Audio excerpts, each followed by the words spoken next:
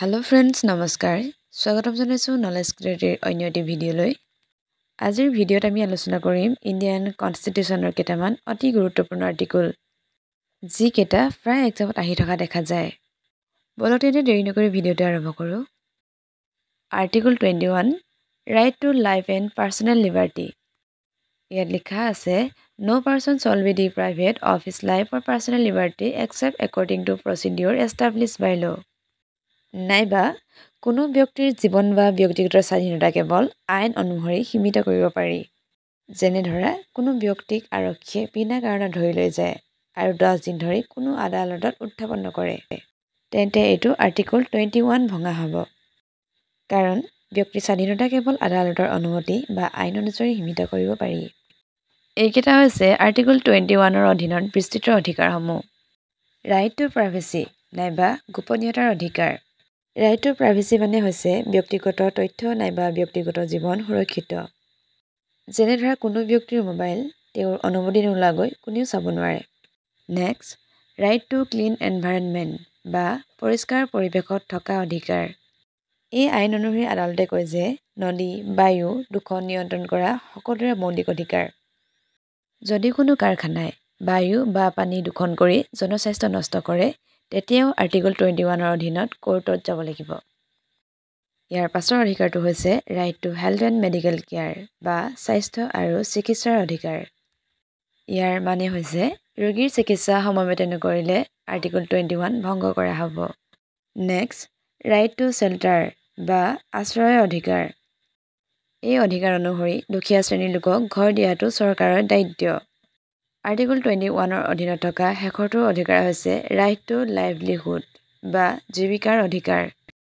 এই অধিকাৰ অনুসৰি কোনো ব্যক্তিক চাকৰিৰ পৰা বিনা কাৰণত উলিয়াই দিব নোৱাৰিব কাৰণ চাকৰিটো তেওঁ জীৱন যাপনৰে এক অংশ article 32 right to constitutional remedies বন্ধুসকল ভাৰতীয় সংবিধানৰ সৰ্বাধিক শক্তিশালী আৰ্টিকলটোৱে হৈছে article 32 Article 32 gives the rights to constitutional remedies. If fundamental rights are violated, a person can directly move to the Supreme Court or High Court.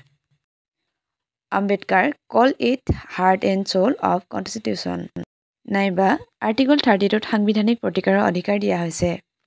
মৌলিক অধিকাৰ ভংগ হ'লে কোনো নাগৰিকে হাই কোৰ্ট বা সুপ্ৰিম কোৰ্টলৈ যাব পাৰে।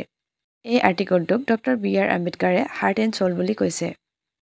প্ৰায় এক্সামত এইটো প্ৰশ্ন আহি থকা দেখা যায় যে ডক্টৰ বি.আৰ. আম্বেদকাৰে কোনটো আৰ্টিকলক হাৰ্ট এণ্ড সোল বুলি কৈছে তেন্তে আমি ক'ব পাৰোঁ যে আৰ্টিকল 32 টো ডক্টৰ বি.আৰ. আম্বেদকাৰে হাৰ্ট এণ্ড সোল বুলি কৈছে এতিয়া আহিছোঁ আৰ্টিকল 32 ৰ আণ্ডাৰত থকা ৰাইটছসমূহলৈ আদালতে মৌলিক অধিকাৰৰ বাবে 5 ধৰণৰ ৰাইটছ জাৰি কৰিব পাৰে নম্বৰ 1 হেভিয়াছ কৰ্পাছ এই ৰাইটছ অনুসৰি কোনো ব্যক্তি বেআইনীভাৱে আটক হ'লে আদালতে মুক্তি দিয়াৰ আদেশ দিয়ে নম্বৰ 2 মাণ্ডামাছ এই ৰাইটছ মতে চৰকাৰী কৰ্মচাৰীক বা সংস্থাক কৰ্তব্য পালনৰ আদেশ দিয়ে নম্বৰ 3 প্ৰহিবিশ্যন এই ৰাইটছ মতে তলৰ কোনো আদালতক বেআইনী কাম বন্ধ কৰিবলৈ আদেশ দিয়ে নম্বৰ 4 চাৰ্চিয়ৰেৰী এই ৰাইটছ অনুসৰি আদালতৰ বেআইনী আদেশ বা সিদ্ধান্তক উচ্চ আদালতে বাতিল কৰিবলৈ আদেশ দিয়ে নম্বৰ 5 কো ৱাৰাণ্টো কোনো ব্যক্তিৰ পদ অধিকাৰ বৈধ নে অবৈধ সেইটো আদালতে চোৱাচিতা কৰে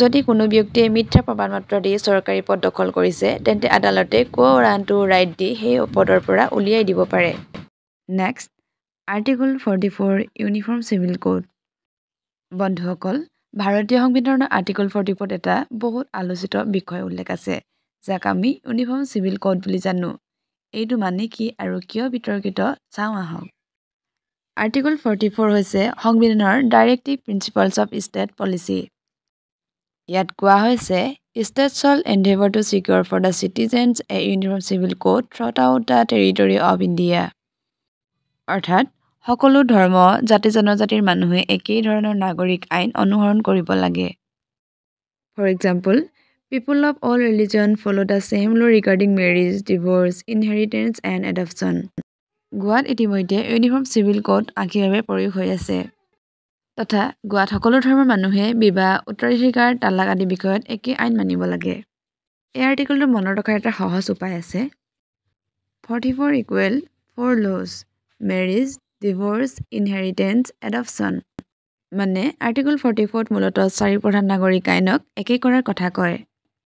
ভাৰতীয় সংবিধানৰ অন্য এটা অতি গুৰুত্বপূৰ্ণ আৰ্টিকল হৈছে আৰ্টিকল 51A ফাণ্ডামেণ্টেল ডিউটিজ। আমি সকলোৱে জানো যে ভাৰতীয় সংবিধানত নাগৰিকৰ মৌলিক অধিকাৰ আছে। কিন্তু জানেনে, তাৰ উপৰিও ভাৰতীয় সংবিধানত মৌলিক কৰ্তব্যও দিয়া আছে। এইবোৰক কোৱা হয় ফাণ্ডামেণ্টেল ডিউটিজ, যি আৰ্টিকল 51A উল্লেখ আছে। ইয়াত কোৱা হৈছে article 51A list the fundamental duties of Indian citizens added by the 42nd Amendment 1976 and later expanded to 11 duties।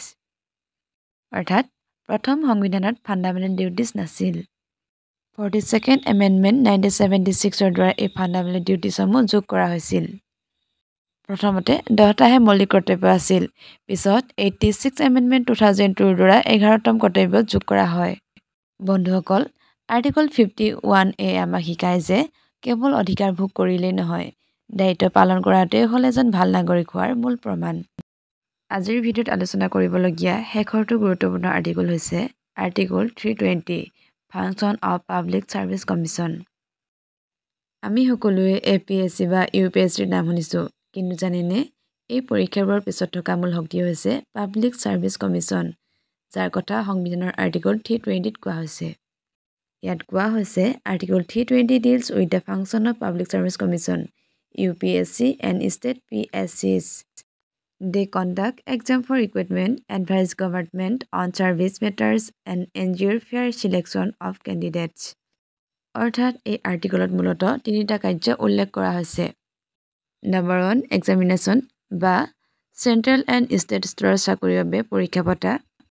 Number 2 advice two government বা নিয়োগ, পদোন্নতি, শাস্তিমূলক ব্যৱস্থা আদিৰ বিষয়ে চৰকাৰক পৰামৰ্শ দিয়া।